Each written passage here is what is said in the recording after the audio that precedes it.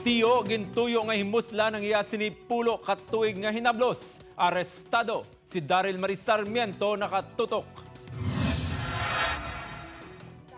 Wala gid magdahom-dahom ang mag-utod nga mahimo sang ila tiyo nga tuyuon nga himusla ng napulo katuig nila nga utod.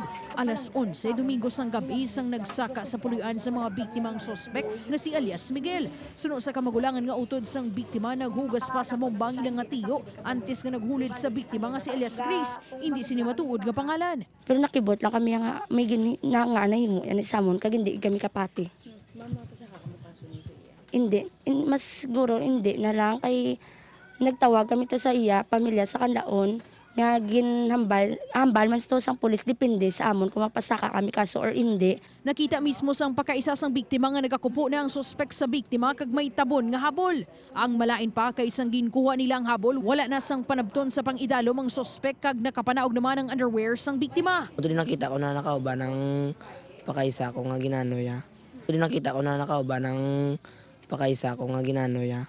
Nalos-los na siya. Tapos gimbatak ya. Ang moto doon nga do ginano ko sa napusanan da para na doon ginbuligan kami isang upod nila inom man nga tumboy. Ang moto doon para way sa palagyo. Sige guyod sa mundala sa Barangayol. Gilayon nga ginaresto ang sospek samtang ginpaidalom sa eksaminasyon ng bata nga nangin negatibo sa lubos nga pagimulos sang iya man lang nga tiyo. Ang importante wala yung man lang nakuha ang moral sa manghod ko.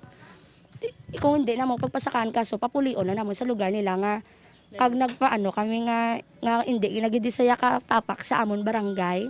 Hindi ka palapit sa amon biskan isa sa pamilya ko. Upod kay Hans Desierto, Daryl Marie Sarmiento, One Western Visayas.